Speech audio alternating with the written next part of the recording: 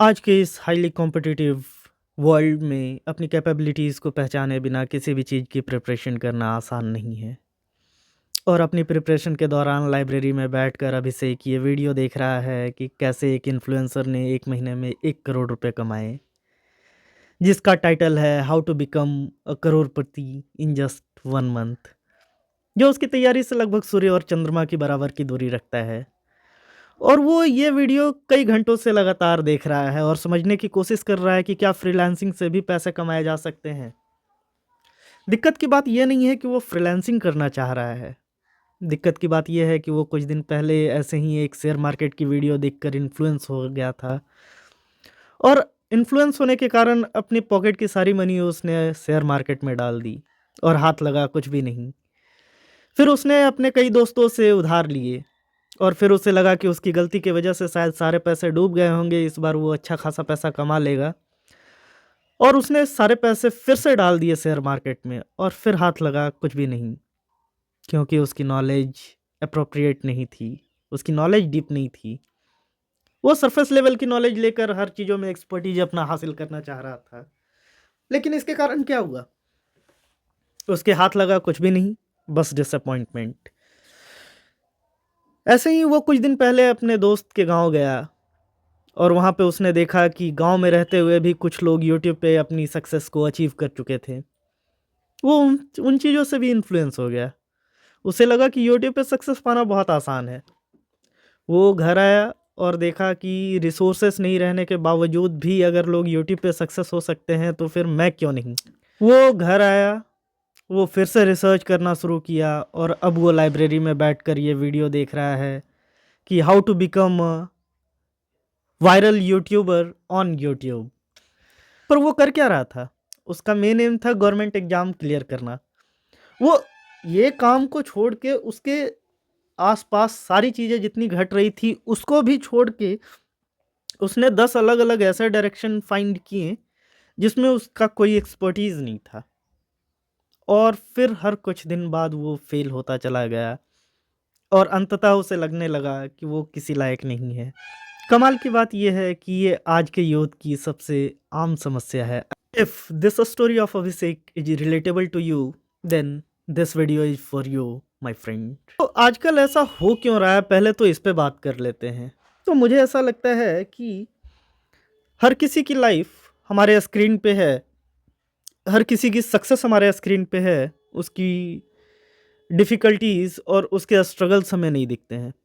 तो success screen पे होने के कारण हम लोग उससे अपना कंपैरिज़न करने लगते हैं और इसी कंपैरिज़न के कारण हमें लगता है कि वो इतनी जल्दी सक्सेस पा लिया और मैं क्यों नहीं।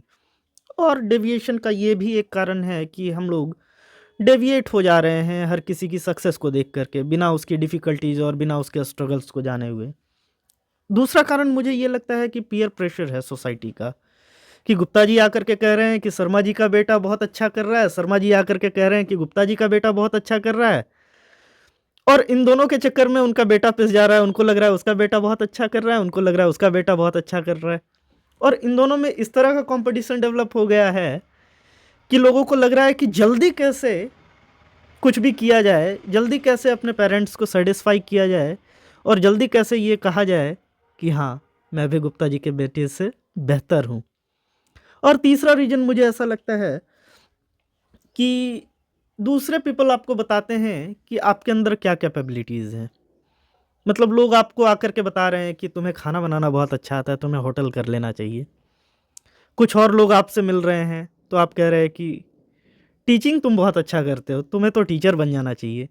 कुछ लोग आपको कहते हैं कि तुम्हें रिसर्चर बन जाना चाहिए, कुछ लोग कहते हैं यूट्यूबर बन जाना चाहिए। कुछ लोग आपको आकर के बताते हैं कि तुम्हें एक मोटिवेशनल स्पीकर बन जाना चाहिए। और क्लियरिटी नहीं होने की वजह से, लोगों में अपनी क्लियरिटी नहीं होने की वजह से, उनको क्या करना है उन चीज़ों में क्लियरिटी नहीं होने की वजह से वो हर चीज़ों में डेविएट हो जा रहे हैं। उनको लग रहा है हाँ हाँ, क्यों नहीं कर सकता, बिल्कुल मैं कर सकता हूँ, ये मेरा पैशन है, हॉबी है, खाना बनाना मुझे अच्छा लगता है, पढ़ाना मुझे अच्छा लगता है, मैं ये भी कर सकता हूँ। मैं सिविल इंजीनियरिंग कर रखा हूँ, मुझे सिविल इंजीनियरिंग छोड़ करके बाकी सब कुछ आता है, मैं सब कुछ में महारत हासिल कर रखा हूँ। तो ये प्रॉब्लम है। और मुझे लगता है जो लास्ट प्रॉब्लम ये है कि आज के टाइम पे इन्फॉर्मेशन का ओवरडोज है, कि लोगों को लगता है कि वो अपने हर स्किल्स पे महारत हासिल कर लेंगे।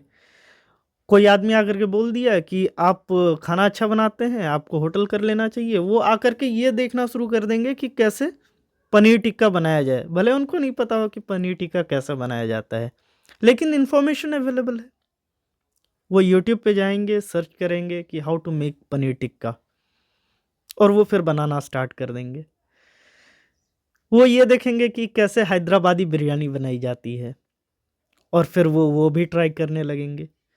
बट द पॉइंट इज़ कि आप एक दिन में पनीर टिक्का बनाना नहीं सीख लेंगे। अगर आप पनीर टिक्का अच्छा बना लेंगे, तो उसके पीछे आपके सालों की मेहनत है। हैदराबादी बिरयानी एक दिन में नहीं बनाई जा सकती। आप एक दिन में बना लेंगे, पर वो हैदराबादी बिरयानी बनेगी कि नहीं, ये कहना काफ़ी मुश्किल है। तो आज के टाइम पे इन्फॉर्मेशन का ओवरलोड भी होना एक समस्या है, जिससे लोग हर चीज़ों में स्विच कर जा रहे हैं। उनको लग रहा है कि हर चीज़ें बहुत आसानी से की जा सकती है। लेकिन बात ये है कि अगर आप खाना बनाना जानते हैं, तो ये ज़रूर जानते होंगे कि हैदराबादी बिरयानी बनाने के लिए दम लगाना बहुत ज़रूरी है, जिससे उसकी खुशबू आती है और उसमें समय लगता है। अगर आप कुछ-कुछ देर में उसमें मसाले डालते रहेंगे और कुछ-कुछ देर में बस ढक्कन उठाकर सूंघते रहेंगे कि कैसी खुशबू आ रही है बिरयानी की, तो अंततः कुछ भी नहीं मिलेगा, सिर्फ़ चावल के अलावा। खुशबू तो उसकी बहुत पहले चली जाएगी। तो मुझे ऐसा लगता है कि आज के यूथ के पास एक क्लियर गोल नहीं होने की वजह से ये सब सारी समस्याएं आ रही हैं। हमारे पास, आपके पास एक क्लियर विजन है ही नहीं, एक क्लियर गोल है ही नहीं। हम हर दूसरे की लाइफ को देख कर के अट्रैक्ट हो जा रहे हैं। हर दूसरे की लाइफ हमें अच्छी लग रही है। इनफैक्ट बात यह है कि हमारे पास भी वो हाइलाइट्स हैं जिससे देखकर दूसरे लोग इन्फ्लुएंस हो रहे हैं, पर वो हमें पता ही नहीं चल रहा। तो मुझे लगता है इस लूप से निकलने का बहुत सटीक तरीका ये है कि सबसे पहले तो आप अपने गोल्स को फाइंड कीजिए। आप सब कुछ छोड़कर अपने आप को समय दीजिए। 1 महीना, 15 दिन, 2 महीना, जितना भी समय लगे। सबसे पहले तो आप ये पता कीजिए कि लाइफ से आपको चाहिए क्या? Get your priorities, get your goal first. आपको लाइफ से क्या चाहिए? सक्सेस किसे कहते हैं?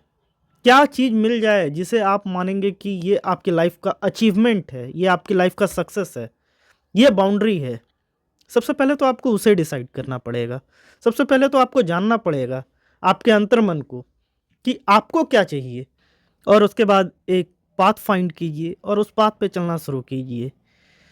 बिना ये जाने कि आगे क्या होने वाला है, जो आपको अच्छा लगता है आप उस पाथ को फॉलो कीजिए। और डोंट गो फॉर यूट्यूब, और don't go for any social media app जहाँ पे आपको दूसरे लोग बताएं कि आपको कैसे करना है। अगर आप पाथ फॉलो कर रहे हैं, तो आप किसी भी पर्सन जो आपके पाथ में हैं, आप उनसे जाकर के डिस्कस कर सकते हैं, जिसे आपको लगता है कि वो सक्सेसफुल हैं आपकी नज़रों में। आप उनसे जाकर के बात कीजिए, उनसे पूछिए कि उनकी लाइफ की डिफ़िकल्टीज़ क्या थी?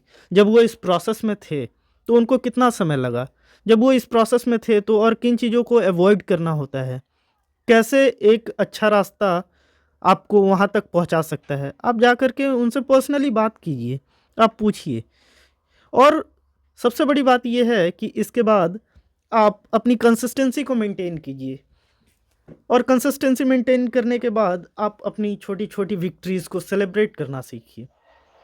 आपके भी लाइफ में कुछ हाइलाइट पॉइंट्स हैं, जिन्हें आप भूल चुके हैं, आपको वो याद नहीं है। आप भी अपनी लाइफ में बहुत कमाल कर चुके हैं, तो उसको पीछे मुड़कर देखिए, अपनी पीछे की लाइफ को, अपनी विक्ट्रीज़ को देखिए, उसको सेलिब्रेट कीजिए, और मोटिवेशन बाहर नहीं, मोटिवेशन अपने अंदर ढूँढिए आप। और जैसे ही आप अपने अंदर मोटिवेशन ढूँढना शुरू करेंगे, स्मॉल विक्ट्रीज़ को सेलिब्रेट करना शुरू करेंगे, अपने पाथ को फ़ॉलो करना शुरू करेंगे, और लर्न से टू नो, जो आपके पाथ से बहुत ज़्यादा डेविएट चीज़ें हैं, उसको ना कहना सीखिए। जैसे ही आप अपने मन को समझा लेंगे कि मुझे वो चीज़ नहीं करना है जो मेरे पाथ से बहुत ज़्यादा दूर है, तो मुझे ऐसा लगता है कि बहुत जल्दी सक्सेस अचीव किया जा सकता है। This is all for today. Thank you. मिलते हैं अगले वीडियो में किसी नए टॉपिक के साथ। Suggest me a topic. Signing off NIT Baba. Love you all.